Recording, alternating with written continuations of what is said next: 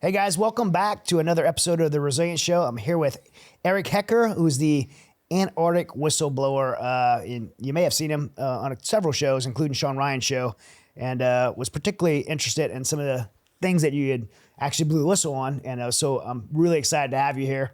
I'm very happy to be here. You came from, you must love the cold because you spent time in Antarctic and now you're in Alaska. I adore the cold. It is a bit stuffy here for me. That's what I was going to say. It's a bit warm.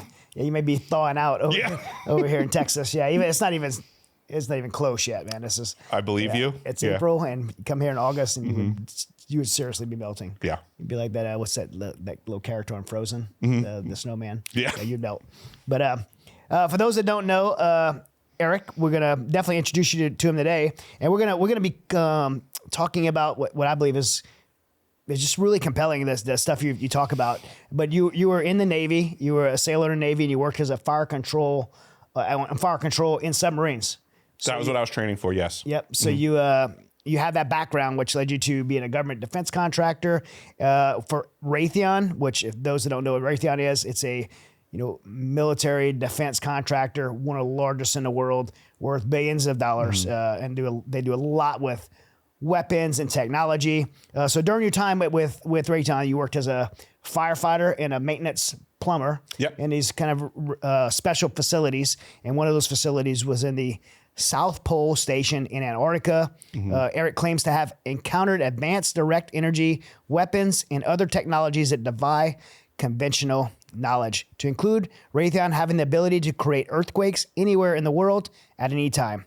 Out of your personal conviction on what you saw and believe there's risk to mankind, as I heard you say, Eric came forward as a whistleblower against the company and the system, which again is worth billions of dollars. So it's a big person to stand up to. It is.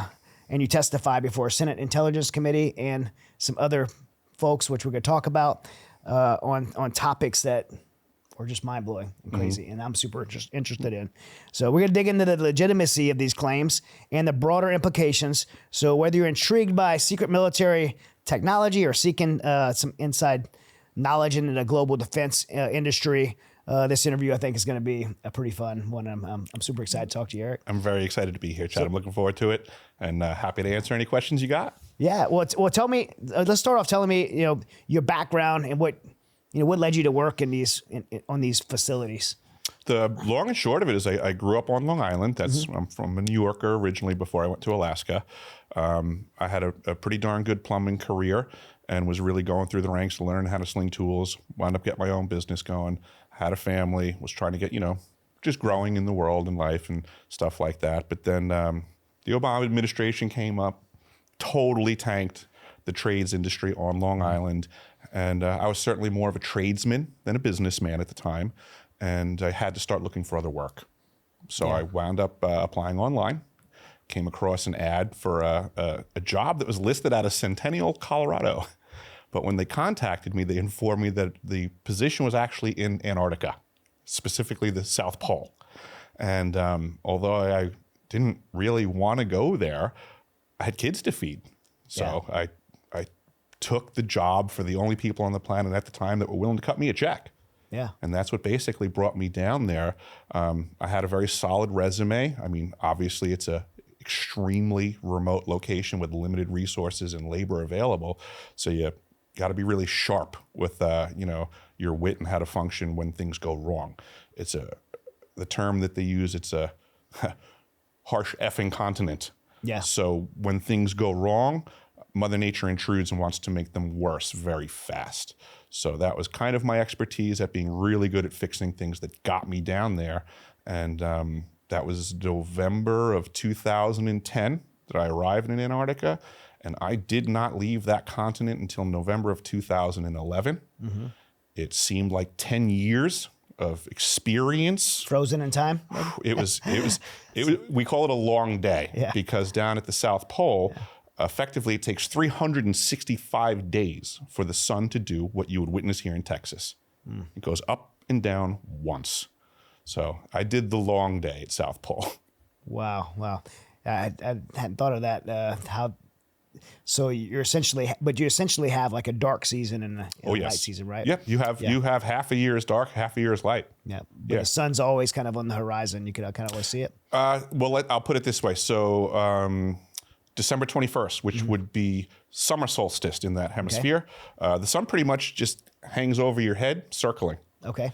And then as time progresses, the sun starts to lower on the horizon, but continues to just spin around until eventually it's pretty much just parallel to the horizon line, and then effectively drops, and then it's gone for months. Wow. What are the night skies like there? The night skies are the most beautiful thing that I have ever seen. What people normally look at in books where it's represented, a telescope took this image and here's the galaxies. You could look around and it was better with your eyes than what these things do. We were at 9,300 feet of elevation in an ice field that there was nothing in 360 degrees on that ice obstructing the horizon line. So you could literally step outside, walk away from the buildings, and if you just simply raised your gaze a few degrees and rotated, you don't even see the Earth anymore. You're in space. Yeah. It would be, I would challenge anyone to say that it's a different view than the astronauts, short of they get to see the Earth. Right. Now you get the auroras there. And, absolutely. Yeah. The Aurora Australis is astounding, very beautiful and noisy. As I mentioned to you before, there was a sound that would occur. I called it sizzling. So there were times where you didn't actually even see the aurora, but there was almost like a feeling in the air that something was about to happen. And then this sizzling would occur, and then the aurora would present itself, and you could orient to the sound and watch it kind of create itself. And as odd as this may sound, but I've spoken to Native Alaskans about this, and they agreed with me that sometimes it seems like it's actually following you. Like it's not necessarily up there. Sometimes it seems like, at eye level and is moving with you. It's a very odd continent. It's gonna be amazing to see. It was. Sometimes we'd be doing work and we'd be doing work outside as a team. I remember one particular event, we were cutting the snow cornices off some of the arches that go down into the, below the ice. We have tunnel systems. And we were in this activity of cutting the snow cornices off of the arches. And these auroras, we're at 90 degrees south. It's the bottom of the planet. And we observed this massive ring of a huge green aurora.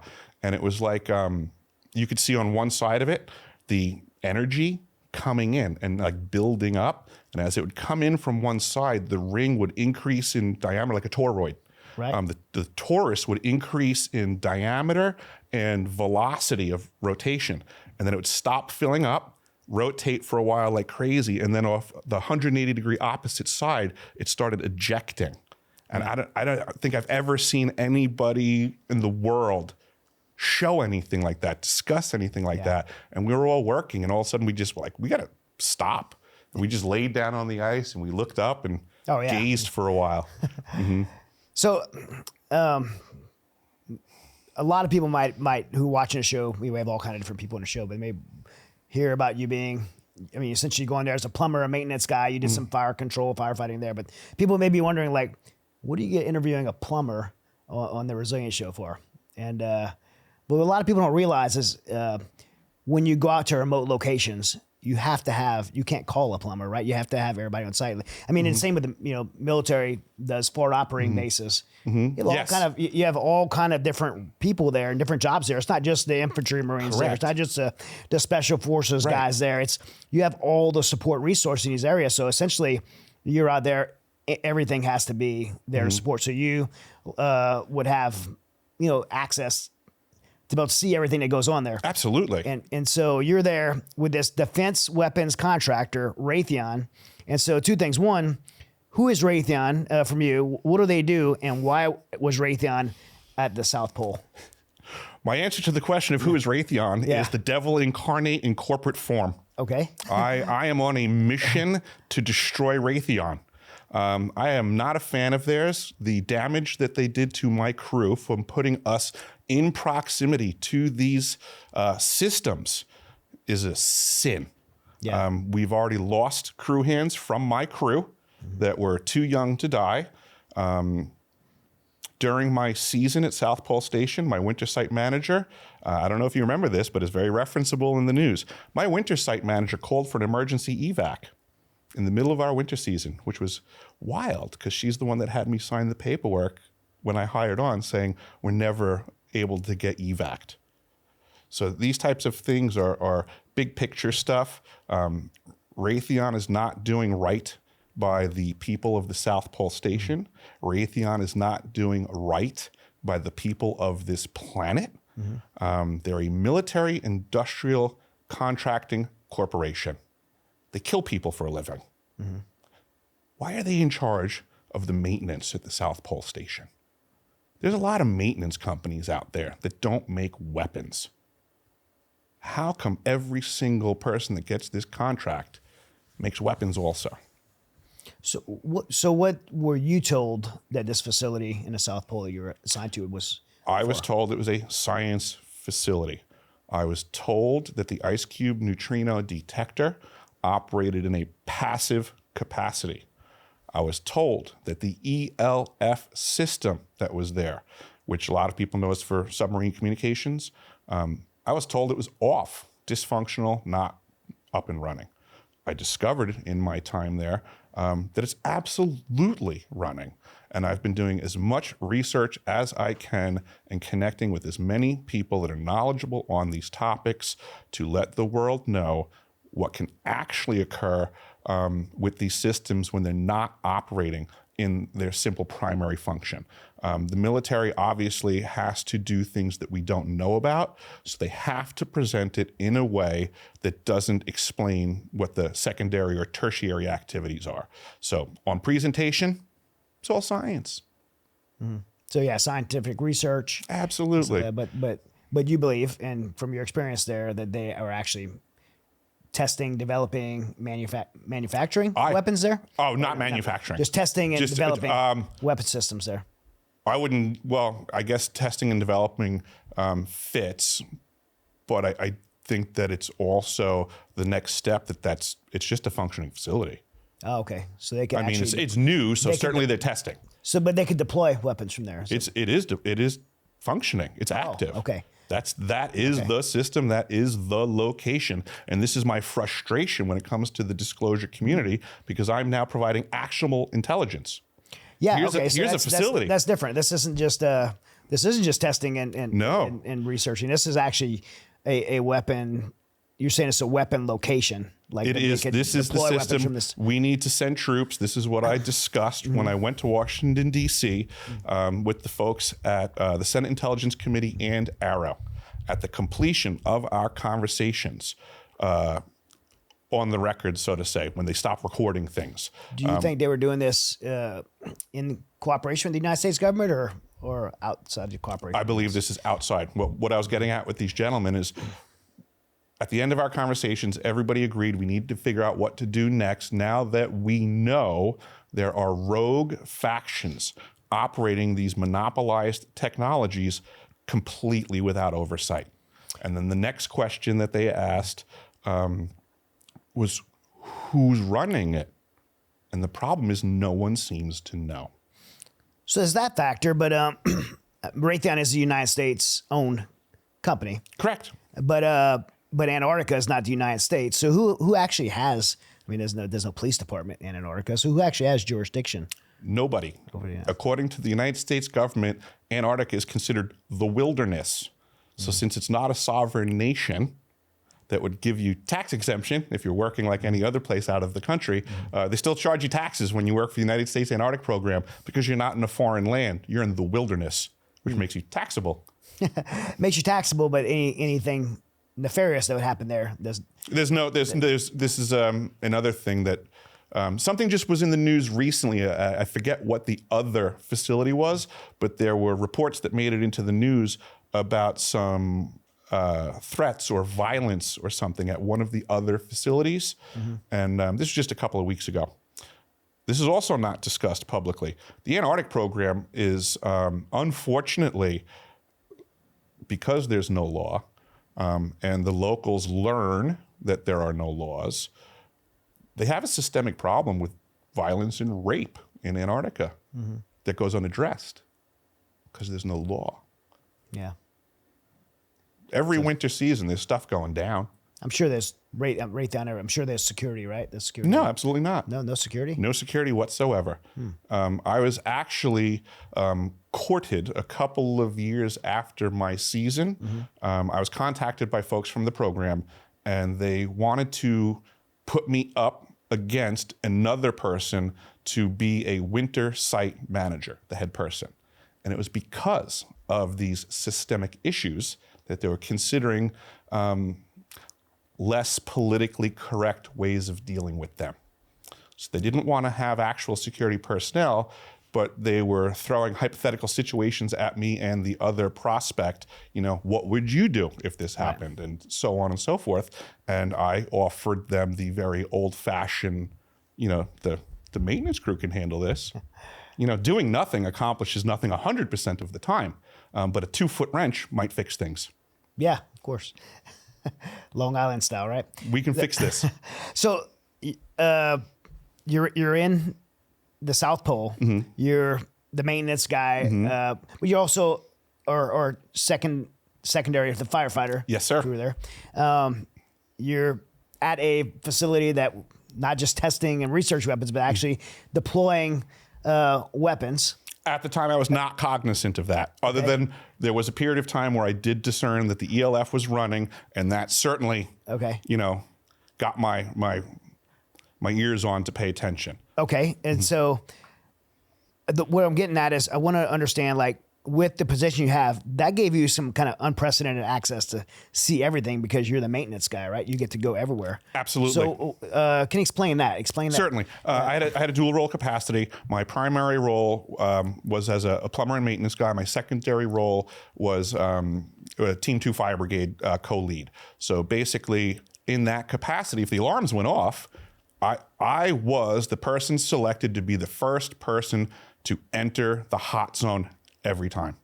I had to be cognizant of what was going on in every room. I had to manufacture and go through emergency action plans to make sure that my crew was safe in any of the spaces, depending on what was going on, what type of de-energizing of equipment would have to go down. You know, if suppression systems kicked on, there was a lot to cover. And with that being said, I had to have a key that got me immediate access into every single space if need be, in case of an emergency. Second to the emergency aspect, my primary role was maintenance. We pretty much checked every single room every single day as a team and just divided it out. So yeah, absolutely. Compared to the rest of the crew, I don't know that anybody else would have had, well, I'll put it this way. I know no one else had more access, and I can only think of maybe a couple of people that would have had equal. So the vast majority of people didn't see much of that facility. What I guess we'll start with, like, with this access and you're getting to see everything that's going on. When did you first realize that something wasn't right? That you were there for one thing, but something else is happening here that you were not aware of? Technically, because of my experience in submarine service back in 1994 and knowing what Raytheon was all about, I was concerned just right off the bat. Knowing that Raytheon was the hiring contractor, I knew at some point things were going to get weird. And it got confirmed when I found out that the ELF system was up and running. I discovered that one day because there was a pump that I had to replace, a fuel pump. Well, I know you said it a little bit earlier, but can you explain what an ELF system is? ELF, and I always get the E wrong. People crush me. It either stands for extreme or extra low frequency. The ELF system is embedded in the ice. It's a miles and miles long antenna array that's embedded in the ice. I was told it was off. I understand from my submarine time that it can be a communication system for submarines, so I can appreciate that they don't want to tell people that it's on, but it's on.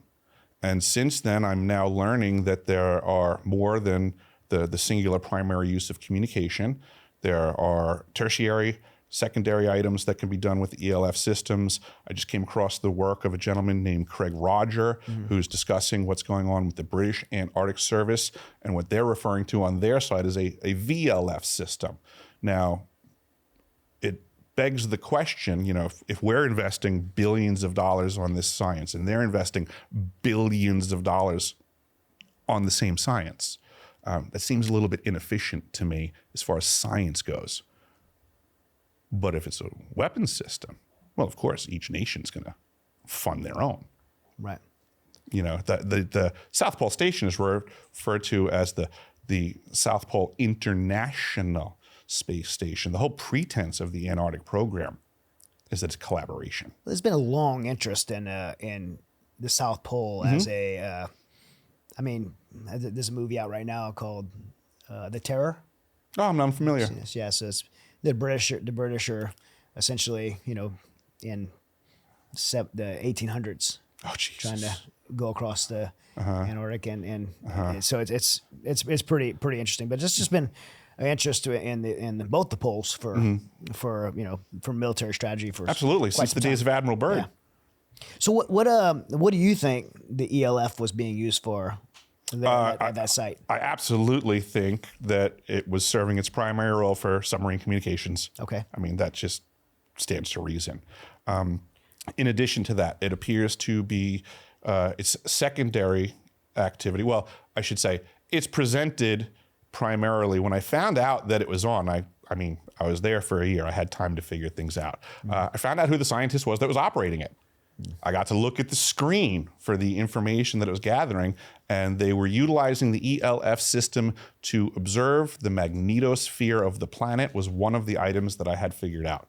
So between the ELF system observing, at the very least, the magnetosphere, and or potentially, from what I'm learning through Craig Rogers' potential manipulations, and or if the ice cube neutrino detector is in its transmit capacity, it's almost like they're messing with the magnetosphere, but they need to attend to how much, you know, that it has to be observable. You don't want to, you know, play with fire, make it too hot. We're going to get into direct energy weapons, DEWs. Is that right? Sure. DEWs. But can you explain to the audience what a direct energy weapon actually is? Yeah, I mean, we're familiar with firearms and projectiles, right. But effectively, that gun does one thing: fires one caliber of one bullet. Directed energy weapons systems are more multifaceted, which is great because now you can, you know, call it something else. You know, that's not a gun; it's a bullet carrier. It just you know, if you don't discuss the fact that that gun can transmit, if you only discuss that the magazine can receive bullets, and you don't discuss that it can transmit them, well, it's a misconception. It's a lie. That's a gun. That's a weapon. Not a bullet holder. You know, so the directed energy weapons are, I mean, you could say acoustics. You could say laser beams. I went to an event. I spoke at an event this past summer, and I ran into a gentleman named Simeon Hine, Dr. Simeon Hine. And in his presentation, he was discussing, you know, UFOs, ball lightning, earthquakes. And the way that he presented it, I got up afterwards and I started asking him some questions, because he was discussing how a lot of times when there's an earthquake, people discuss orbs, like, you know, just popping up out of nowhere, energy. Yeah. And I inquired to him, I said, I said, science to me, my understanding, you know, mathematics, things like that, when something's harmonious with nature, it works backwards and forwards. I said, if an earthquake can discharge energy, so wouldn't it make sense that we can apply energy to generate an earthquake? And he said, absolutely. So this is, you know, you can think of it like Tesla technology. It can also be energy delivery, which is, again, you know, 100 years ago, Nikola Tesla was considered a genius, and the ability to deliver energy wirelessly is legitimate. You know, weapons, conventional weapons, right? You know, you launch a mortar, you're delivering energy to another location that expands rapidly and causes damage. This is simply an energy delivery system that's unconventional. And when that energy arrives and expands, does whatever it wants to do, you have an effective weapon. And we've been, the United States, Russia, China, right? Lots of people, different people around the world are all having their weapons manufacturers testing, developing the latest and greatest weapons, and many of those are direct energy weapons. And so I'll just ask directly: would you say Raytheon has been involved in the development of direct energy weapons? I would. Yeah. Yeah, absolutely. Yeah, you couldn't stop me from saying that. Well, yeah, that's. I mean, at the South Pole location, did you observe anything that would be considered a direct energy weapon? Absolutely, I did. Okay. I also witnessed. We have a building there called AARO, A-R-O, called in Antarctica, at the South Pole Station, on the outskirts of the property. It's called AARO, the Atmospheric Research Observatory, and it's under the pretense of checking the cleanliness of the air. Okay. Is one of the buildings that I regularly had to inspect, and I mean, with regularity, I could be approaching the building and I would see this green laser coming out of the building and shooting into the cosmos. I mean, I'm not a weapons expert for technical advanced technologies, but looks like that might be a direct energy weapon. Right? Yeah, it kind of fits the bill. It's a laser beam shooting into space. Yeah. What do you think? What do you think it was doing?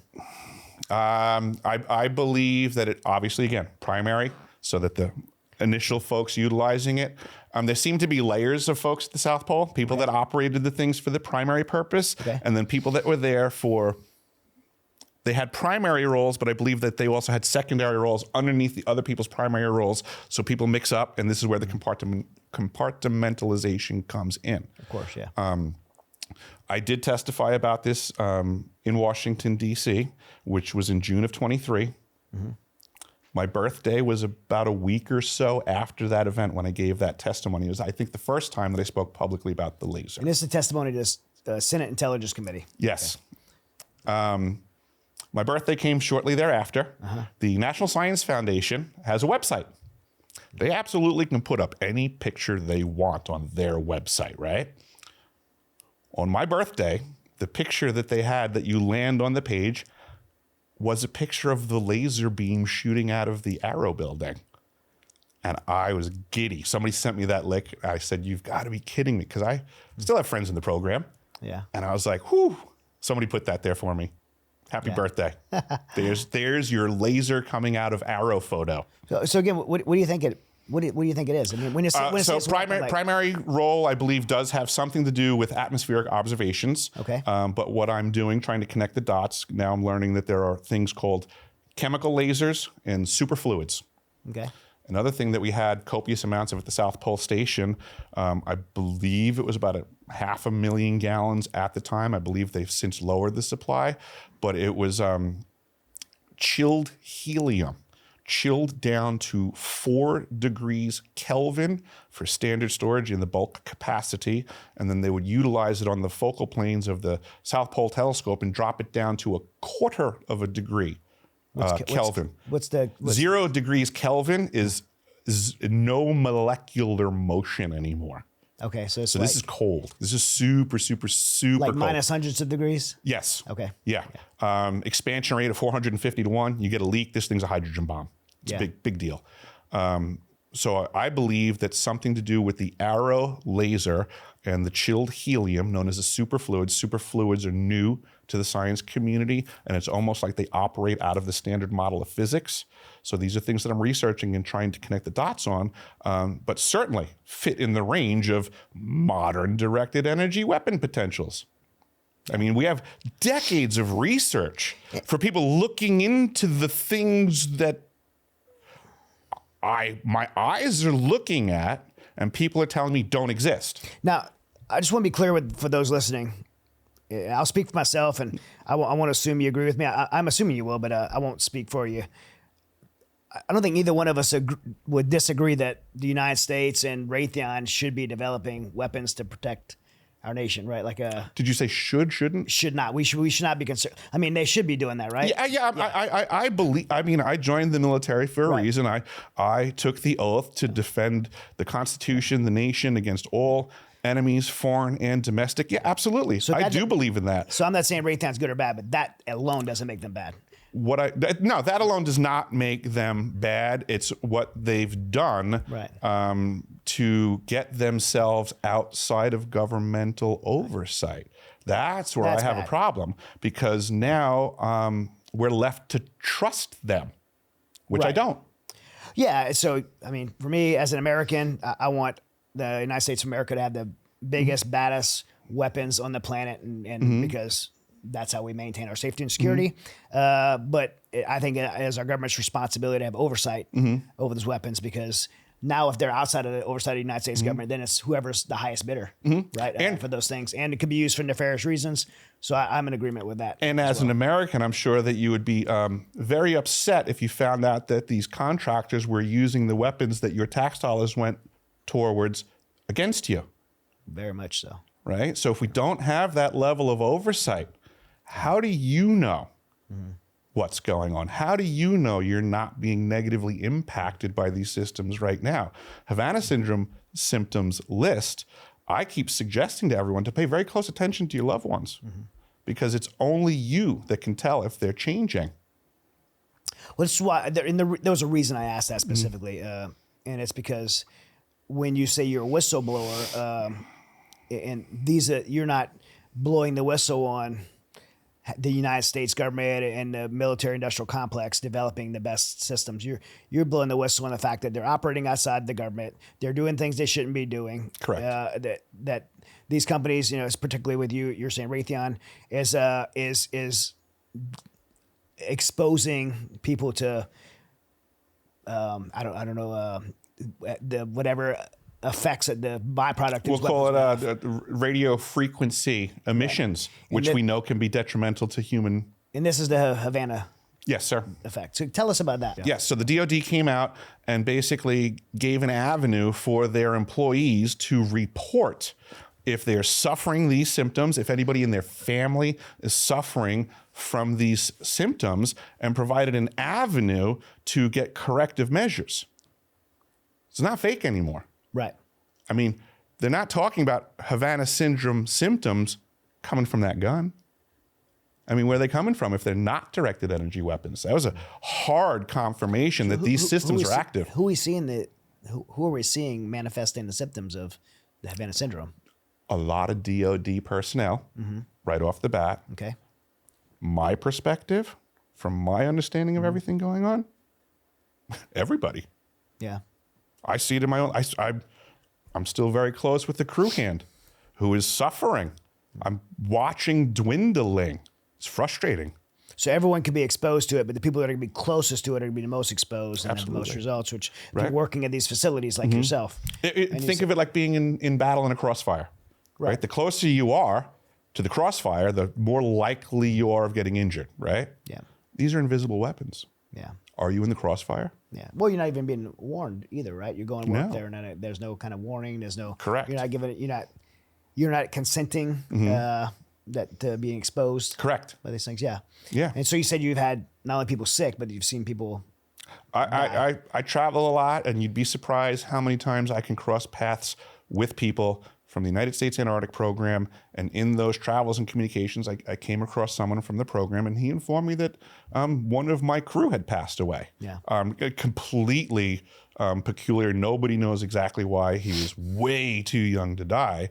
But it concerns me that it's a proximity issue and that Raytheon is lying to us. I mean, there's a history of the United States government, of course, putting people in harm's way and, telling them, oh, totally, this is a test to your benefit. Tell me about the ice cube neutrino detector. You got it. Did I say it right? Yes. Man, nailed it. Like a pro at this stuff. The ice cube neutrino. I should start a podcast. There you go. That's a great idea. You should call it the Resilient Show. Yeah, that sounds like a good name.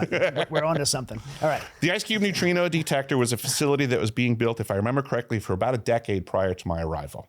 When I showed up for the summer season in November of 2010, we were basically wrapping up construction on the elevated station and the ice cube neutrino detector. Both of those The neutrino detector went online for the first time while I was there, and the elevator station converted over to operations and maintenance on my watch also. In February of 2011, the IceCube neutrino detector went online.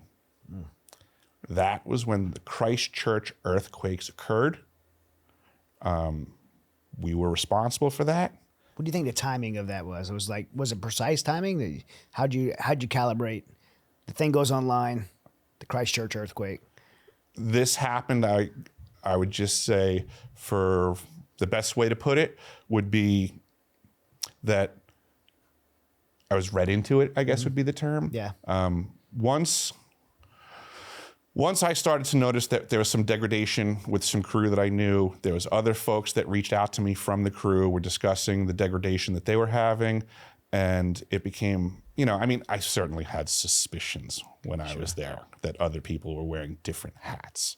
So when these conversations started, I basically said, listen, I'll be more than happy to tell you everything I know, but I'm expecting reciprocity. Yeah. And in that reciprocity, I got a lot of answers. One of them was, that was us. So it's not just, you're not just looking at a scenario and saying, hey, this thing turned on and just so happened earthquake. Coincidence, maybe, probably not. No. You're having some affirmation. I'm being told by a person who was apparently there, and what it could really do. So some people call this the earthquake. The earthquake weapon, right? Absolutely. Yeah. There was an email that was apparently leaked out from Hillary Clinton, who, oddly enough, was visiting New Zealand when I was transitioning through to go south. Yeah, her name comes up in this kind of stuff. She's such a nice lady. Yeah. But she had an email that apparently got out where she was discussing the Christchurch earthquakes. And I'm paraphrasing, but she had written something to the effect of, glad it happened and on cue. So it sounds to me like there was intention, even though I was actually told it was friendly fire. That's what I was told. Like an accident. It's a brand new it's a brand new weapon. Yeah. Right. You get a brand new gun. You bring it out of the factory. You bring it to the range. You aim for the bullseye. You pull the trigger. Do you hit the bullseye? Maybe, maybe not. If you're off, you got to make a correction. That's all they were doing. Yeah. That's what I was told. Which So when you say friendly fire, they tested this weapon and hit Christchurch. it's not what they were intending to hit. Was what I was told. So friendly fire. Hillary is saying it was on cue. Which doesn't makes mean me that was a target. It just means like, hey, it worked. Maybe. Yeah. Maybe. Yeah. I'd like to chat with her on that. Yeah. I think at this point, what does it matter if you remember? Oh, there you go. You remember her? Yes. Her famous quotes, right? What does it matter? What does it matter? Yeah. Yeah, my crew's dying. Don't worry about it, Hillary. Yeah. At this point, what does it even matter? Okay. I'm really good friends with Mark Geist, Benghazi. Oh. He's been on this show before. Geez. That's a travesty. Yeah. So another one of her many travesties. So he's not joining her fan club this year? No, no, not at all. Yeah, she's not on his Christmas list, to say the least.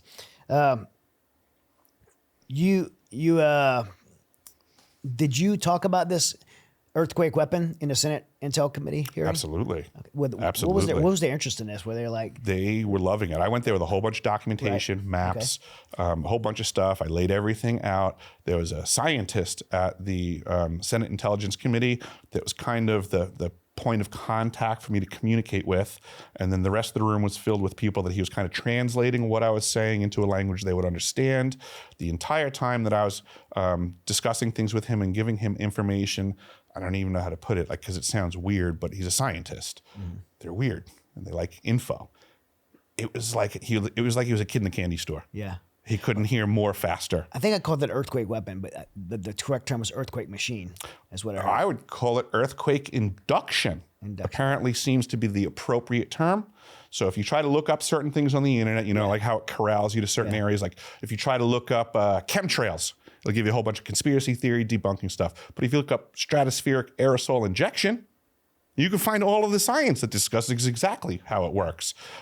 Same thing with earthquake induction. Science is all over the place on this. So we have the technology based on this to induce earthquakes. Sounds like a pretty pretty good weapon in a no smoking gun. Absolutely. Unless you're in the South Pole watching it happen. Correct. Yep. Yeah. So, to your knowledge, was this earthquake induction, earthquake machine, something that the United States government was unaware of, or do you think? I mean, as you briefing the Senate Intel Committee, I mean, I'm sure they're holding their cards close to their chests and not letting you in on. Yeah, but understood. But you're there. It was. I'm just asking your opinion. My observations from that conversation is they don't really know what's going on. They don't know who's really at the helm. Yeah. You know, it's like so many other things, right? I do know officially the United States Antarctic Program gets a check from Congress, cuts a check to the National Science Foundation. The National Science Foundation cuts a check to the United States Antarctic Program, and then they start cutting checks out to all the third-party contractors. But in that capacity, the third-party contractors change hands, and as we discussed in Washington, D.C., they don't know what's going on. Well, sometimes, and I'll be careful what I say here because of my past background. Sometimes those third-party contractors are not contractors at all. They're the United States government. Understood. Coming in about to use. Yes, there's nothing stopping Raytheon, technically, from hiring a crew of Navy SEALs. Yeah, exactly. And now they're not Navy SEALs anymore, which is exactly what I'm talking about when I say that I'm aware that other people at that facility were operating under fake hats. I mean, when you look at the history of what they used to do for a living, and now they're completely, you know, just because I used to work in submarines doesn't mean I'm here to work on the submarine communication system. Yeah. Well, that's not working. Oh, but it is. But never mind my history. It was turned off. So I accidentally turned it on. What is the process like? So you feel compelled, right? At some point you feel compelled. I have to say something.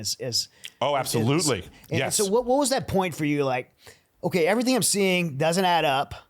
I feel like something is wrong. What was it like an ethical thing, a moral thing? You felt like something was being hidden from the government. What was it that said, I have to speak up and say something? First of all, like what was it that happened that you saw, like, I have to say something? It was when I had that conversation, when my crew started to realize we were negatively impacted and we started communicating.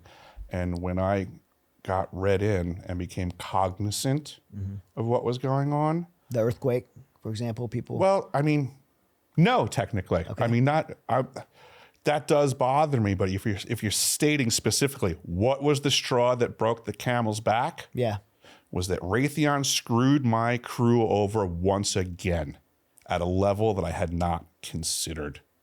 And now I was watching people that I love dwindle. I'm learning that people are dying. This is the Havana syndrome. I don't know that Havana syndrome is a killer. When you say they screwed over your team. Putting us in proximity. Okay. I mean, technically, I mean, if you're going to be working near a reactor, you should know it's a reactor and you should have the right PPE, right? Understand. Personal protective gear. Like, you should be informed to the dangers of any work environment. Yep. We were not properly informed to what we were dealing with in the slightest. Okay. That makes sense. It was a big question for me. It was like, okay, what's the motivating factor to whistleblow, right? There's always big picture stuff too, right? Let's go beyond the science. Let's Mark Twain says that it's a sign of higher intellect to be able to consider an idea that you don't necessarily fully support yet. Okay? Consider that these are offensive weapons that we are using against others that probably have their versions. We went active. Are we supposed to believe we weren't fired back upon? What's the negative impact to the personnel in proximity? Can someone answer these questions for me? Yeah. Can we get justice for my crew?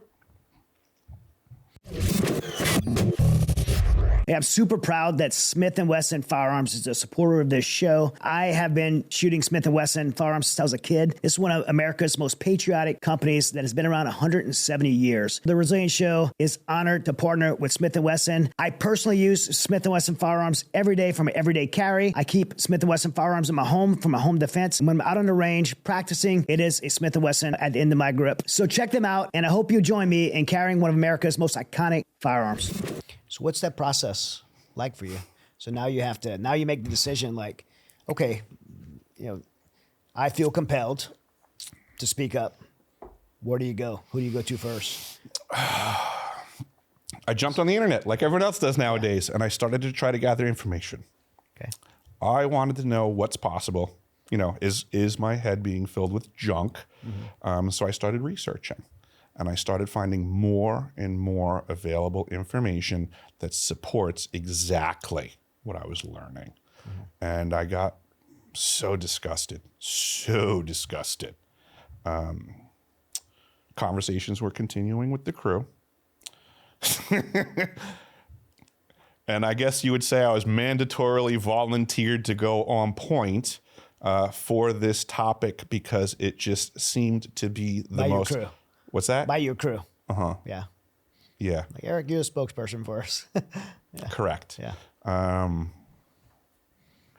think it was a New Yorker thing that pretty much basically everybody was like, "Oh, you're loud. Yeah. You like yelling at folks. Yeah. You can go on point for this. Like, go get them." And so you did.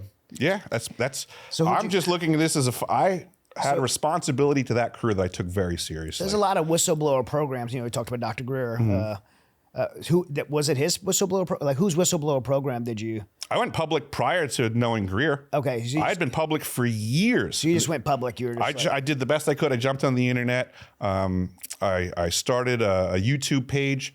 Excuse me. Called Deciphering My Experience, which is still out there, even though I don't drop videos on it anymore. I do it on my website. Mm-hmm. But yeah, I just went public and just started trying to find anybody that would listen to me and trying to go through the motions, finding good folks like yourself that'll just lend me your ear and start spreading some truth and as much information as I can and connect the dots with other people. And it has been growing, unfortunately, at a snail's pace compared to what I desired. I truly thought that I would just take this information, find the right person on the internet, go, here you go. Yeah, and fix everything. And they do something about it. That's what I thought when I accepted the mission, so to say. I wish I didn't have to do this anymore. I don't know if you're familiar with FEMA incident command protocols and structure and stuff like that. No. Okay, you show up on the scene. You're the responsible party until you can be properly relieved. That's you right now. I would love to be properly relieved. Yeah. But it doesn't exist, so I'm on point until it does. What led you to? How'd you get all the way up to the level of being able to testify before the Senate Intelligence Committee? Geez. That was a couple of years worth of effort trying to talk to folks, get noticed, get the information out there, talk to other people that understood what was going on.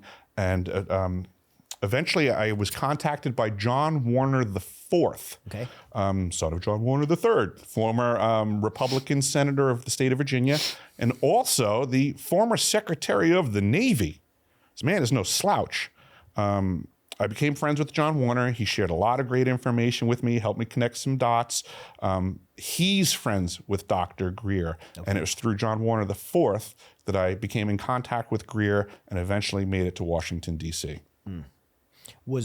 I know you said it's still going at a snail's pace, but when you went, do you feel like the Senate Intelligence Committee took you seriously? Oh, absolutely. Any actions that were taken since that you're aware of? Not to my knowledge, and that frustrates me. Yeah. I want more to happen faster. Do you think things have happened that that they haven't shared with you? I hope so. Yeah. And that's for the Senate Intelligence Committee. Mm-hmm. Very different from AARO. Tell me about AARO. AARO's a disaster. Okay. AARO's lying to everybody. What is AARO, first of all? AARO is, I believe they call the all anonymous, I forget what it stands for, but basically they were stepped up to apparently have the authority to start bringing in personnel from all of these other programs. Can somebody look that up, by the way? Yeah. They were supposed to gather info. You know, if you, in your military career, if you came across something, this was an avenue that you're supposed to be able to speak freely in a skiff and not get in trouble for it. Military guys, like, yeah. Absolutely. So people listening, a skiff is a secure compartmentalized information facility. Correct. Where you're allowed to talk about classified information, secret, top secret, SCI. Like, you can go in there and legally talk about that information. Correct. And it stays in the control of people that have access. Absolutely. And I think typically it has for other personnel who have, you know, clearances, NDAs, and all of those things. I think that matters a lot more to them than it did for me, because I have no restrictions. Right. But what it did provide was, in fact, I was in a skiff yesterday in Washington, D.C., and my top secret clearance is inactive right now, but there's NDAs, right? So you can sign an NDA and be in a skiff and correct. So yeah. And I signed an NDA for AARO, but the only restriction to me was don't mention the address and don't mention the two names of the investigators, but everything in that conversation I'm at liberty to discuss. Can you say what agency they were with? AARO? No, the investigators. They were with AARO. They were AARO's. They were absolutely. This was its own organization. You got what's AARO? Stands for the All Domain Anomaly Resolution Office. Thank you. All Domain Anomaly Resolution Office. So if you guys want to look it up, AARO, which is an organization. Is it what is it? AARO.mil is the website. And what actually does AARO do? It says, our team of experts is leading the U.S. government's efforts to address unidentified anomalous phenomena, or UAP, using a rigorous scientific framework and a data-driven approach. Yeah, so that's AARO. New to me, another one of many government organizations that no one hears about, and they're investigating. Maybe Elon will wipe them out and save us some money. Yeah, I mean, some of these need to exist. Some of them need less money, some of them need more. Yeah. My issue with AARO is I certainly went there and told them everything that I know, which certainly included directed energy weapon system and my crew being victims. When the AARO summary report came out, and I watched them on TV discussing, you know, with the members of the government. Because this was a big deal when you guys testified. This is a huge deal. This is a very big deal. Yeah. That most people aren't aware of. How many people testified that? Oh, geez. I think it was about 6 or 8 that actually took the podium. I have no idea how many entered the skiff. Yeah. So you guys were sharing a bunch of stuff, but it seems like to me, and again, I'm not saying I have no dog in this fight, and I definitely like hear what you're saying, but it seems like to me that AARO, being a government organization, a government entity that's working UAP stuff, probably has a conflict of interest in going after and investigating Raytheon, Lockheed Martin, or Skunk Works. So it seems like there'd be kind of a conflict of interest there. Absolutely. And that's me saying that without even knowing the conclusion of what you're about to say. I couldn't agree with you more, because the end result was they lied. So I gave my testimony. I told them everything. And when they gave their summary report, the man stated very clearly, discussing directed energy weapons. He said that they have had reports of folks with Havana syndrome symptoms reported on every continent except Antarctica. I almost shot my TV. Well, because you reported it. I reported it to them directly. Yeah. How could I be looking at my TV and watching that guy ignore my testimony? What's going on? This is a problem. Yeah. So I'm happy that I went to testify. I guess I'm happier to have found a deeper level of crap we have to deal with so that people are aware. AARO's not up to anything good. There's a guy claiming to be a whistleblower running around right now by the name of Jake Barber. He has testified. He has spoken publicly that he was with the RAD team that was to infiltrate the DC event with the crew. One of his team was sitting at my dinner table, who's now calling himself a whistleblower also. They stated that they were there to gather intelligence to potentially have me and the other whistleblowers arrested. He stated to Dr. Greer that potentially wet works might be needed. This man apparently went to Washington, D.C. to potentially kill me. And now he's pretending to be a whistleblower.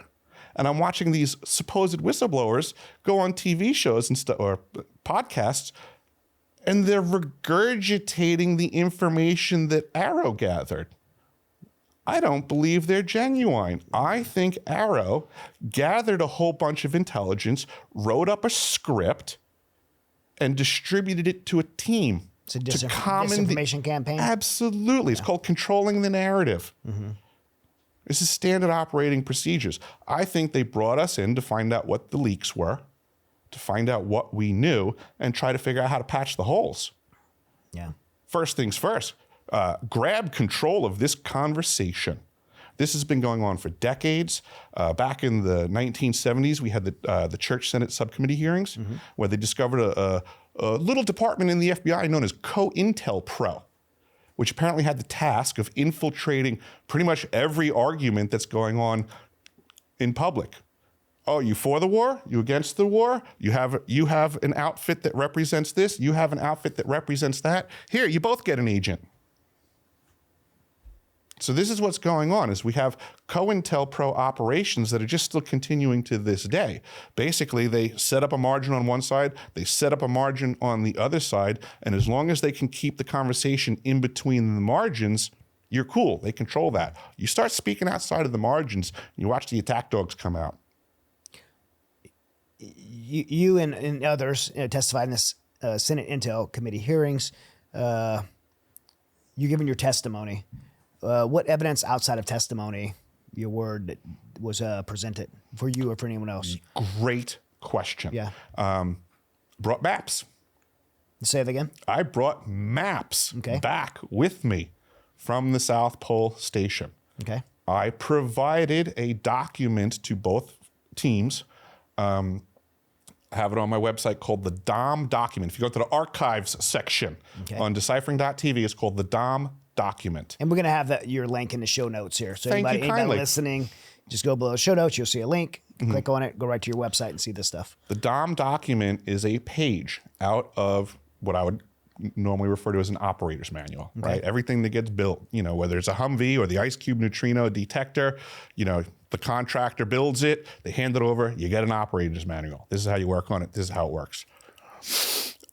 On the DOM document states very clearly that each of the DOMs that are embedded in the ice, there's 5,160 of them embedded in the ice. How big are these? The DOMs are about the size of a basketball. Okay. The array, because this is a large phased array transmitter. So think of it as embedded in the ice. The ice is 9,300 feet. How did now I'm super curious, technically, how do they put these things in there? They melt it with hot water. It's actually very easy to drill the ice. That's another misconception of science. Oh, we got to drill the ice. It's so hard. No, you don't. You just have to pour water on it, and it goes away. Yeah. Odd things. So then they put these DOMs in They put these DOMs down in the ice. They're embedded. The primary role being science presents it like a passive receiver optically. The document I provided clarifies that each of the DOMs has the ability to output power at up to 2,047 volts AC. Times that by 5,160. And a lot of the folks that I'm dealing in the science world are saying these are off-the-wall numbers. The ice cube neutrino detector in transmit mode is the world's largest phased array transmitter. These are just new technological things. Have you heard of HARP systems before, like up in Gakona, Alaska? No. Ionospheric heaters. Again, these are just directed energy weapons operating under false pretenses of science. So the HARP array in Alaska is a series of antennas on the surface of the Earth. So it has length and width. Call it a big square. Well, at the South Pole, you now have depth, a third dimension, Length, which width, gives height. you Yep. correct. Yep. So it gives you this exponential gain in capacity, and they're now actually looking to make this facility 10 times bigger.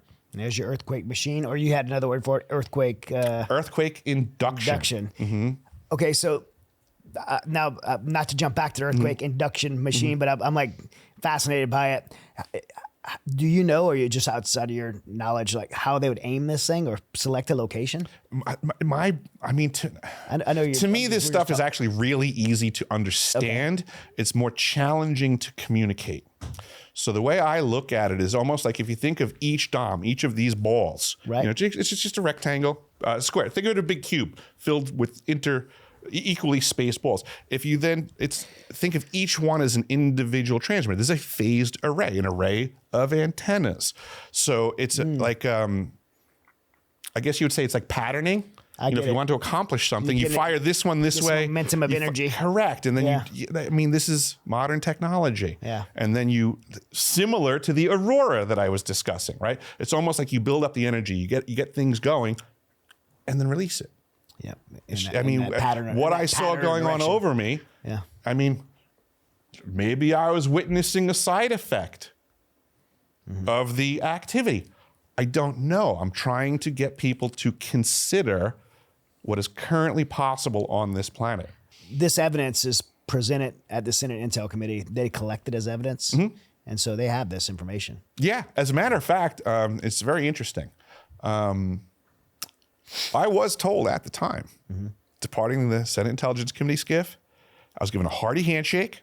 I was thanked, one of those thank you for your service type things, and I was told that my information was going to be put into the National Archives and expedited to Congress was what I was told. Okay. As you stated before, I'm learning not much has happened. I have reached back out, I would say, to folks that I was dealing with in June of 23, because I'm curious about finding this stuff in the National Archives, right? Like, this is what you told me. And now, oddly, I'm being told, I don't know why you think that. Oh, we never said that it was going to go in the archives. There hasn't been any response to you from, because I know you were waiting responses from like the National Science Foundation, the University of Wisconsin. Well, I've pointed the finger at them as people that are worthy of asking questions, but I didn't ask them anything. I don't expect them. No response from anybody. Nobody's reached out to me in that capacity. Down to brass tacks. There was a podcast that I was on. It was a very big podcast. I don't want to mention too many names because who knows how they might pan out. But I was on a very large podcast, and the host reached out to me, and he gave me the names of some very well-known government officials. Very well-known. Everybody knows these people. And he said that these people reached out to him and wanted to know if they can get my contact info. So he asked for permission. I authorized permission. I said, absolutely, I would love to talk to these people and give them more information. The outcome of that was I lost my job. That seems to be the end result of that. So I'm trying to do due diligence to connect with anybody possible to get this information in the right hands with it being the least detriment to myself. I guess I have to redouble my efforts. Yeah. You're making enemies along the way. I'm not dead yet. Yeah. Well, be careful. Fair enough. Be careful. What's Dr. Greer say? He has a dead man's Understood? speech. Yeah. Yep. It's a smart thing to have. Yep. Yep. You probably, even if you don't have one, you should probably publicly say on a place like this that you do. The fact that I am still here shows that the people that oppose me know that I know way more than they want me to know. Okay, that's good, dude. Good for you. And they are terrified about who I have shared it with. Very, very smart. Yeah, because it's you should be much more. God only knows what I might say to you off camera, sir. Yeah, much more dangerous. You always want to be much more dangerous dead than you are alive. And that's a good way to stay alive. Has anybody else stationed at the South Pole with you? Have they reported some of this? I know you said you were kind of elected as the spokesman, but has anybody else come forward that was at your station? No, in the simple sense of the term. Because you've been kind of the spokesman for your group. No one else is going to touch this. Yeah. No one's going to touch it. Yeah, that was repercussions. That was the conversation. Officially, we all agreed to never contact again. That's it. That was a wrap. We had a final conversation, and it was it. I guess the reason I ask that is, and not to question in any sense, like just the corroboration. Like, so what corroborating? If there's no corroborating personnel, is it just the evidence that you're bringing forward? Correct. Yeah. It was simply the hard evidence that I brought to Washington, D.C. That was of value to them. This is actionable intelligence. This is a location. People can go to there tomorrow. Yeah. I can get them in. I got the key still. Right? Anybody out there, you want to go to the South Pole Station and do the right thing? Let's breach some doors. I'll make it easy for you. Do you have the location? I mean, 90 degrees south.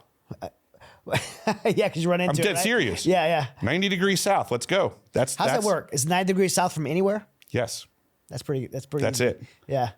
It's bottom of the planet is 90 degrees south. Top of the planet is 90 degrees north. Yep. That matter. Yeah, I guess that. Yeah.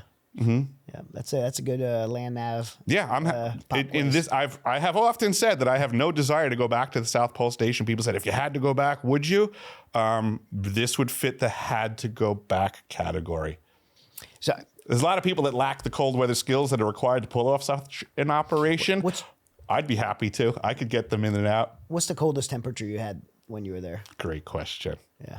Minus 103.4 ambient.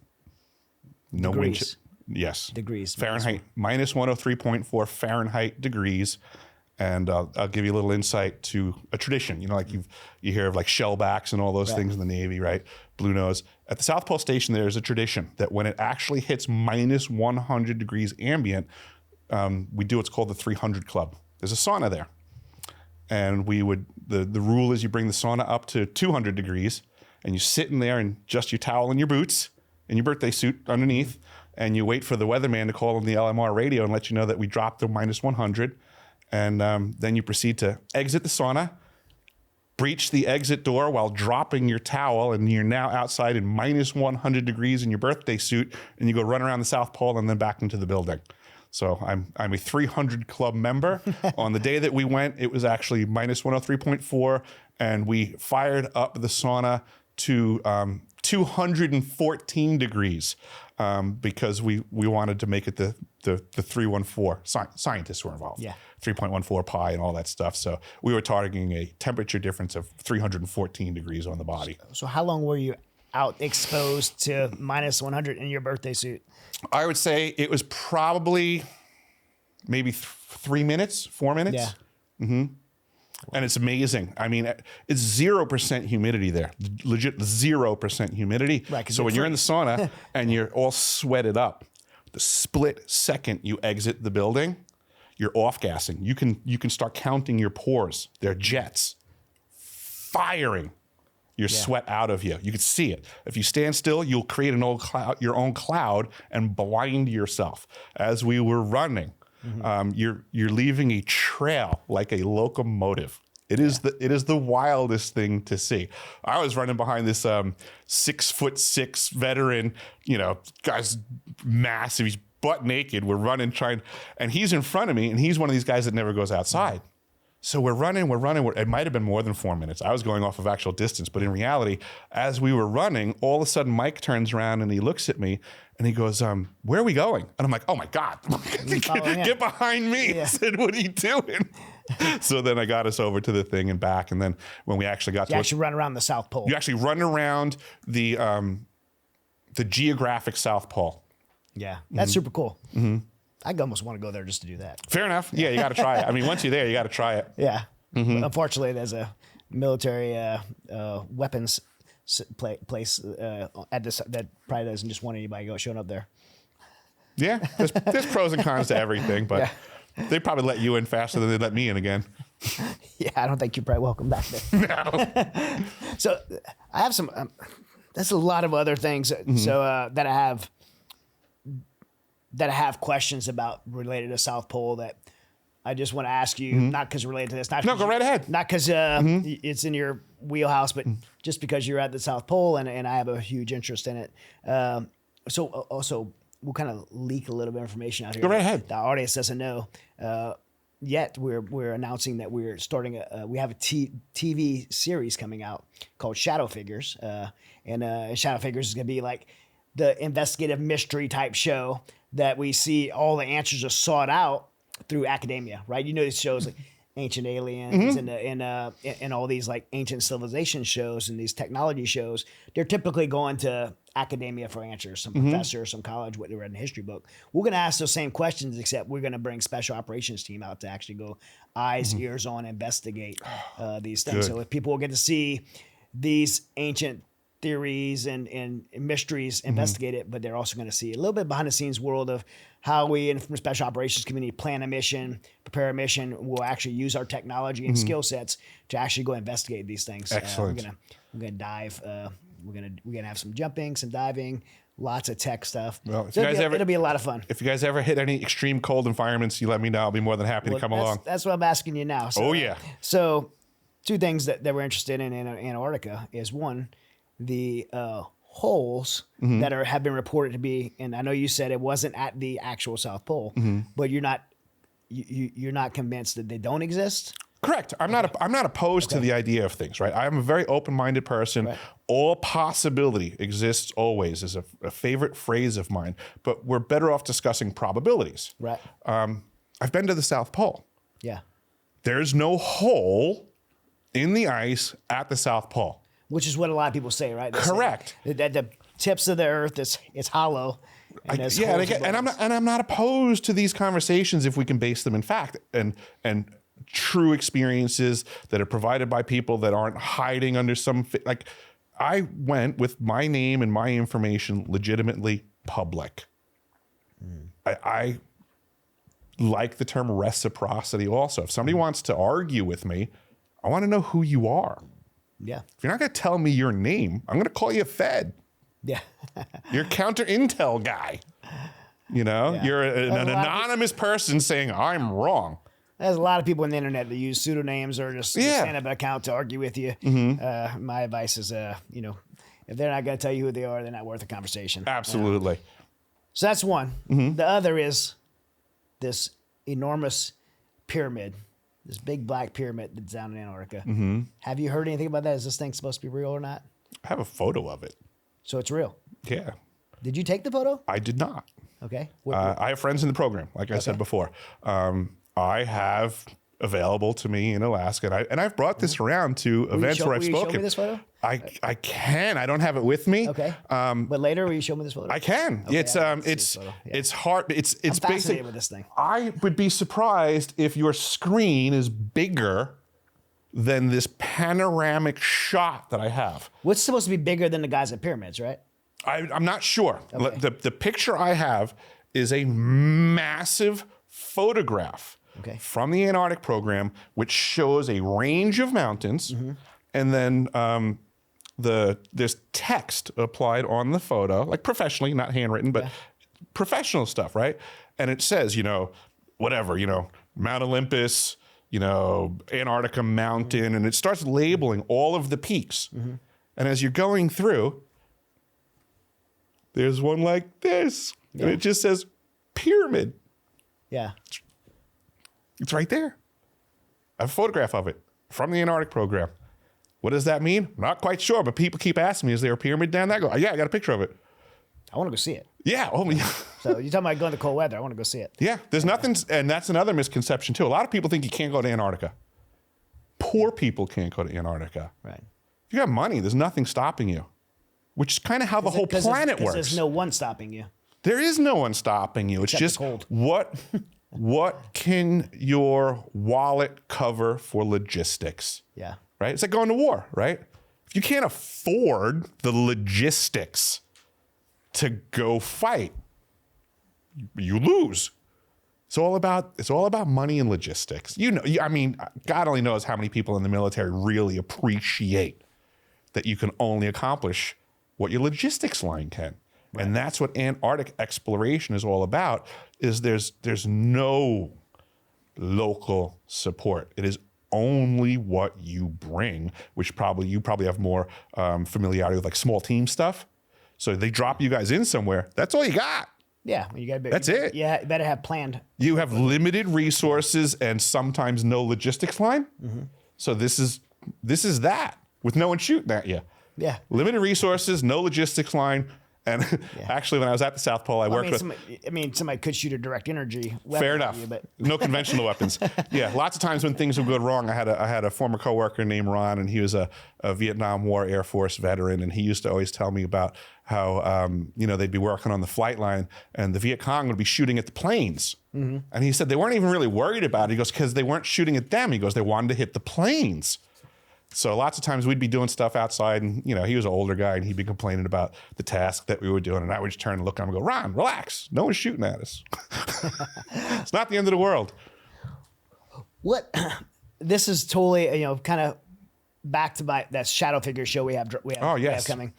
Not related to the cold, but I've heard you talk about the LRAD technology before. Yes. And so we're one of the episodes we're going to do. I'm kind of probably saying too much now.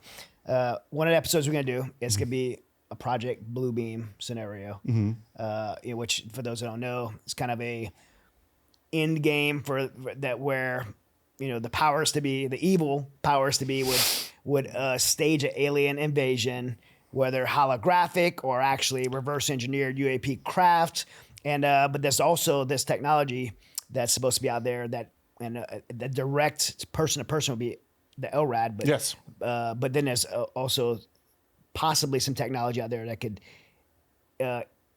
influence a large mass amount of people, not just a single person. Absolutely. So can you talk about your experience or what you've learned about LRAD? LRAD changed its name. They now go by Genesis. Okay. And they have a YouTube page where you can check out their wares. Okay. I mean, this is directed energy weapons that are commercially available. Police departments possess these things now. Heck, drones can carry them. And when you ask, can it affect a lot of people? Absolutely. There's a dial on it that controls, hey, do we want this to hit the whole crowd, or do we want to just hit Chad? They have an option. What's the intent of it? Presented, they call it like a hailing device. Emergency communications. One of the things they advertise is like ship to ship. Okay. Like this, I could aim this thing, if we're doing logistics reloading operations, and this way we can, make sure that we're properly heard. Or in emergencies, the police can roll up to a crowd of people and say, everyone's in danger, go to the left. They present it as all of the positive. What they don't tell you is the secondary and tertiary. So people have heard of things like voice to skull. Oh, they can put voices in your head. Oh, that's ridiculous. This isn't when you say there's danger, everybody go left. This isn't verbally saying it's danger. It is verbal, like a microphone. Okay. Like it is similar to it's open to the atmosphere when they want that band to be that way. But they could also go direct to thought, to brain, right? Well, so it's not with this system technically. This system is still acoustic, but it can be dialed in. So it's like what the LRAD does to sound is like what happens to light for a laser. It just focuses it. Okay. Okay, but it's invisible still. So if I had an LRAD and you're in a crowd and I wanted to target just you, you'll be the only one to hear it and no one around you. Are you crazy? So is that not a voice in your head? Am I hearing it audibly or? I believe that would be audible. Okay. Yeah, that would be technically, but precise so that you're still the only one hearing it. Which is kind of like a thought in your head. Correct. What's the difference at that point? What's the difference at that point? Yeah. Right. It's semantics. That's one technology. So did it to a crowd of people, like everybody in this room, they did that. Will we all think we audibly heard it, or will we all? If it's collective, you would all just agree that I just heard that. Okay. But if they want to make you look like a nutter, they could make the message exclusive to you. Wow. And this is one tech that does that. We're now familiar with other technologies, bone conducting technology. There's things that can be targeted that allow for the transmission to not be open to the atmosphere, but go directly into your head. So there is bone conducting headsets and things like that. I got the shocks headsets that I'm with. And so the misconception is that in order for that transmission to get into your head, it has to be in proximity. Right. Of course not. Yeah, so this could be, in a Project Bluebeam scenario, this could be used to convey messages to people and influence people. I think we already witnessed it during the whole COVID debacle. Yeah. I think these technologies were heartily utilized.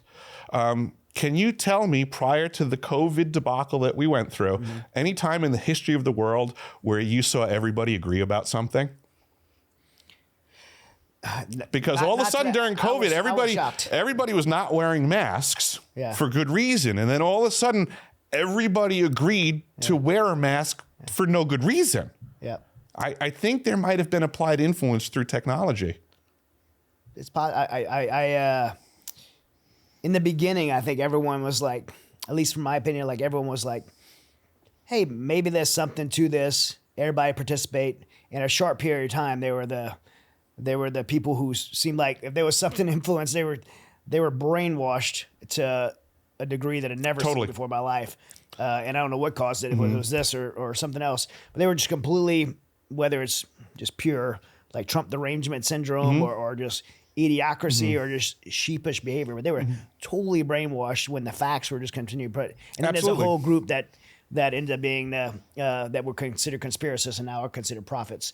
During the whole COVID debacle, I refused to wear a mask. Yeah. I was constantly getting confronted by cowardly mask wearers. And like you said, it was like a brainwashing. What I kept hearing from everybody was 99% the same thing, but then personalized. Yeah, they would say, I wear a mask because, and then there'd be a blank that would be personal to that person. I wear a mask because my grandma's in the thing and I have to visit her. I wear a mask because I believe, this is my suspicion, and I have seen enough technological information out there that is available for other folks to research. Don't have links for everything that I know. If you take an AI and you take these technologies, there is the potential that you can simply start transmitting, engaging, interacting. The AI, I mean, we have these phones that are aware of what we're doing, getting biorhythm readings off of us, heart rates, respiratory rates. There's all kinds of engagement with this technology unbeknownst to us. You look at the screen, you see something cool, your heart registers that. This thing registers that your heart, like there's engagement going on right now. It is my belief that during this COVID situation, that there was the ability for this technology to blanket an area with intent, apply intent. We want an outcome. The outcome is you will wear a mask. I can name the areas: San Francisco, Washington, D.C. You will wear a mask. I know the areas they targeted. Right. You will wear a mask. And the AI is challenged to figure out how to get a crack in your dam. No one wanted to wear a mask. Everybody, they wouldn't have had to market it so hard to get people to wear a mask if it wasn't applied intention. Why would they not use the technologies that are available? So now the AIs get involved and they just start paying attention to you. And it starts getting information back and forth, and it looks for what's the crack in the dam for Chad? What might make him do it? So the goal was to get everyone to fill in the blank. I will wear a mask because. Okay, I got you. Yeah. That's all that was going on. I was watching everyone fall to the program and fill in the blank. Some people were easier to convince than others. Absolutely. That's how life works. I was a stubborn one. Like, I'm like, if I can smell a fart through this mask, then COVID could get through. I'm a tradesman. I mean, like, that was my threshold at that point. Like, first time I was wearing a mask, and I was like, all right, this doesn't work. Having worked my way through the Antarctic program and other very dangerous remote facilities since then, safety is uber important. Of course. PPE, we train on these things, the right tool for the right job, the right protection for the right dangers. They're dust masks. Yeah. It says on the box that it's not approved to stop anything medical. I have spoken to OSHA respiratory specialists about this. I've interviewed them. Doctors don't get to change what the manufacturer of something states its purpose is. Right. We had a whole industry of doctors saying this mask is good for you when the manufacturer of the mask states otherwise. We can go on to include the vaccine. Absolutely. It doesn't stop the contraction. It doesn't stop the transmission. I believe it's inappropriate to use the term vaccine. I think right now, I think Poison's probably a more appropriate term. YouTube's allowing it right now. Oh, but okay. we can say poison instead. Yeah. I mean, and the results would, if we're following the science, the results would confirm poison. They can always find out. Put it out unedited. If they pull it down, you add the beeps and put it back. Yeah, exactly. But man, so this show is, you know, you're a little bit different guest than we normally have on this show. We talk about resilience on the show and you know, being mentally, physically, socially, spiritually resilient to the hardships of this of life in this world.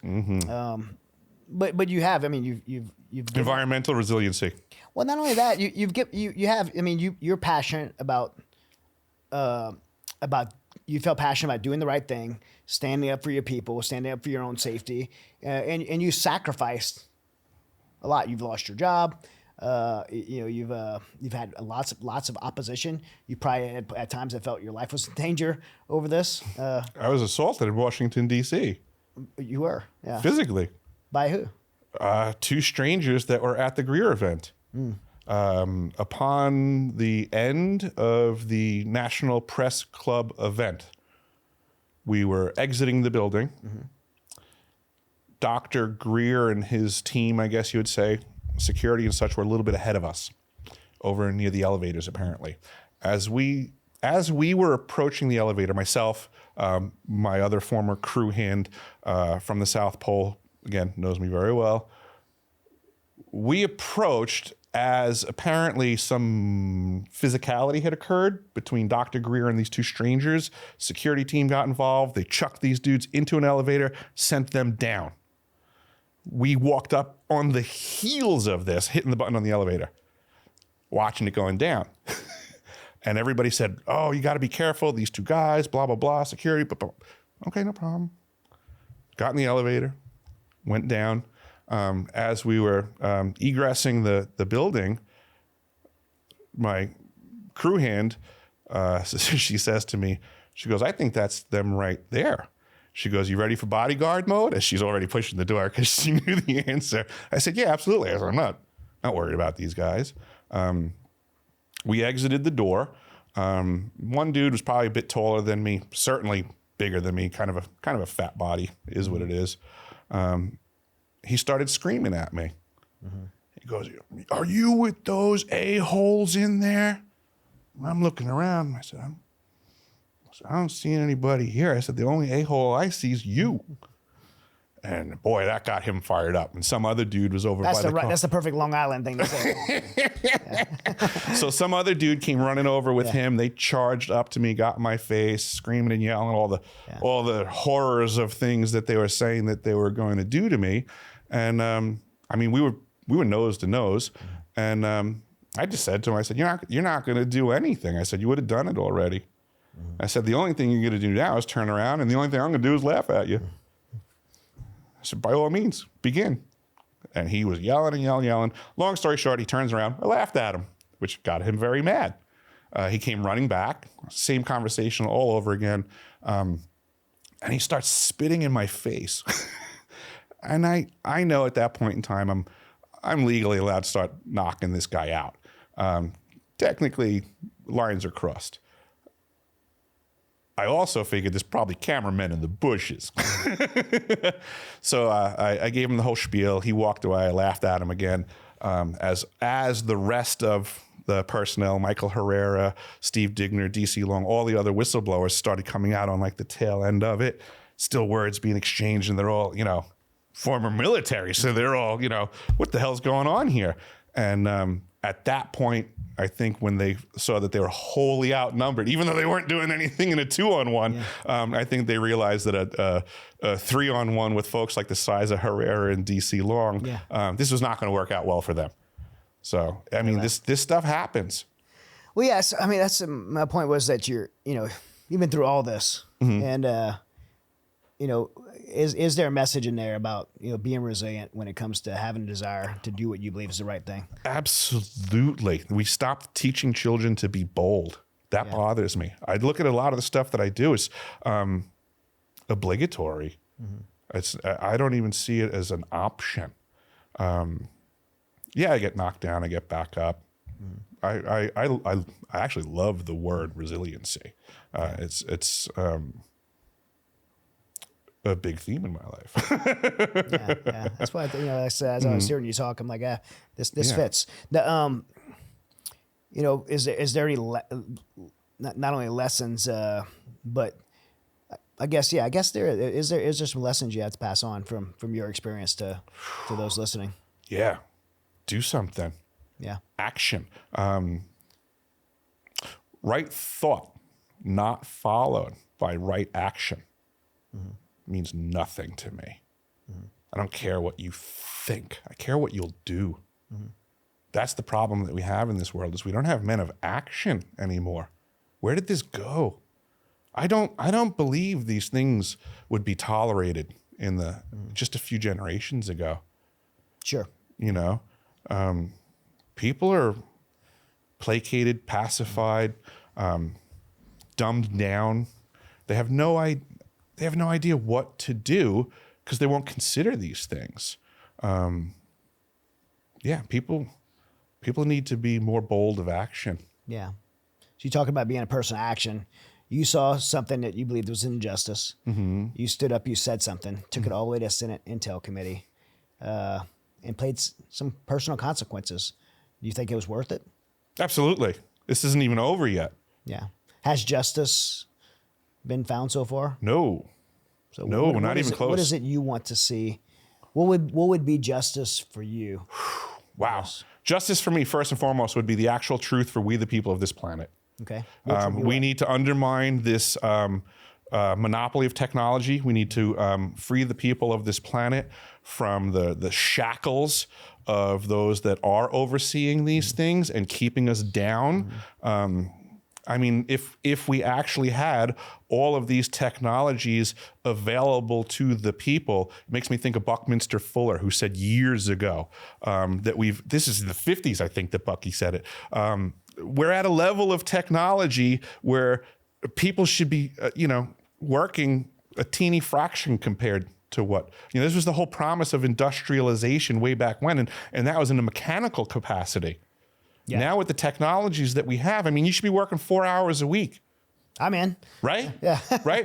But, but the problem is that the people that are already only working 4 hours a week are making sure that you're not in their position because they monopolize these technologies. The powers that be, right? What would you do if you only had to work 4 hours a week? That's what terrifies them. What if the average mortgage payer had free time? So if Raytheon was listening, and maybe Raytheon, you're listening, or AARO, if they are a government co-conspirator, what would you say to them if they're listening? The first thing that pops in my head is a line from the movie Tombstone. You tell them I'm coming, and hell's coming with me. Yeah, I'm not giving up on this. They can kill me.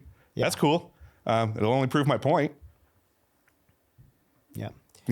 But I'm not giving up on this. I don't have anything left to lose, technically.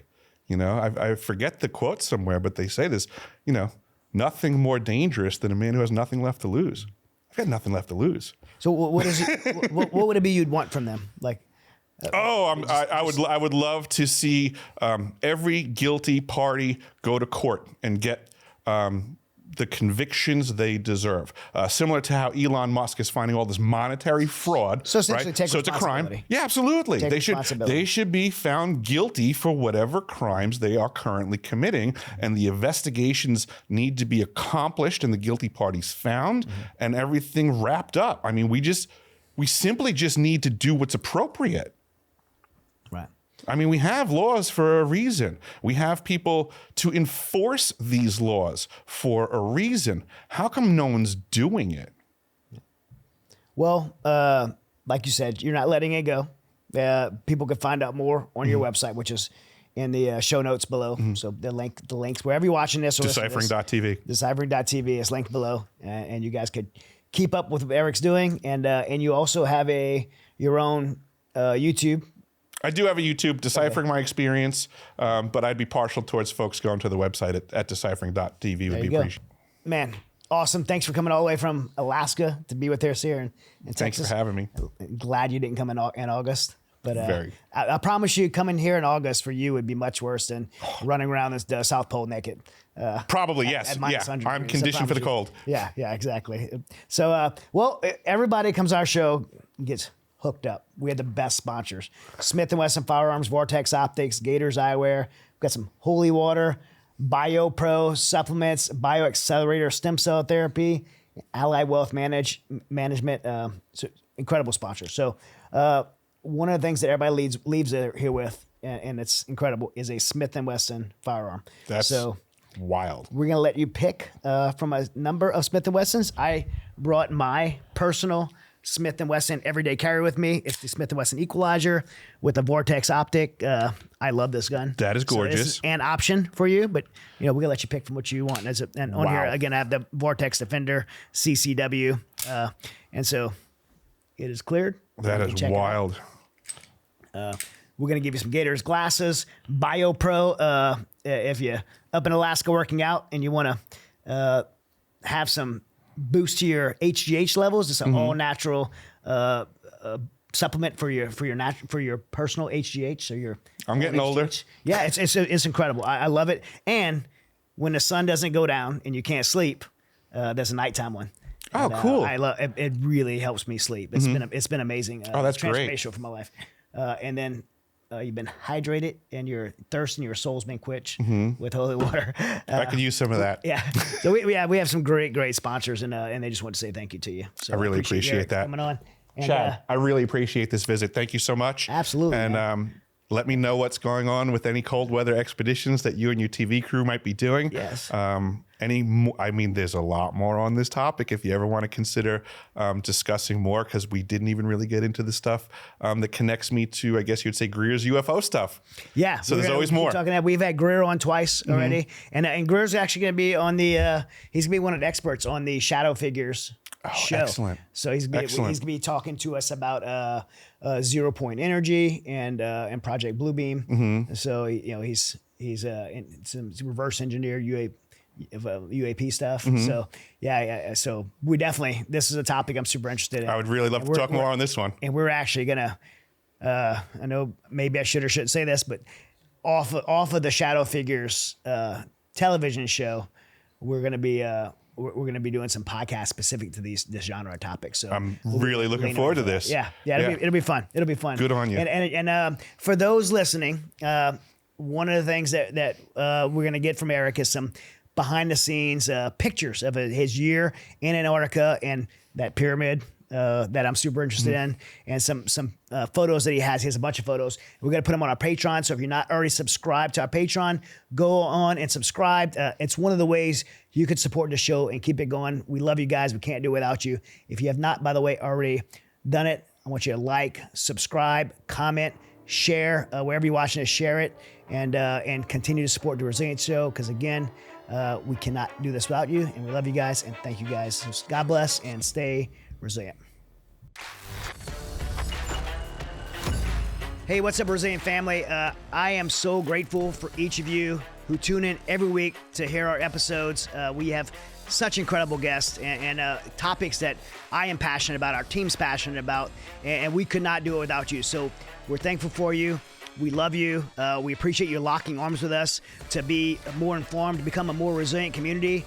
And I want to invite you to become a tighter part of that community by joining us on Patreon. If you go to our show notes below, you can click the link and get dialed into our Patreon and get extra content weekly. You could join for $15 a month and get behind-the-scenes footage, get closer access to me. I have monthly Zooms that I'll be doing with some members of the community. And so we'd love to get more involved. Again, go below in the show notes and click the link and join today.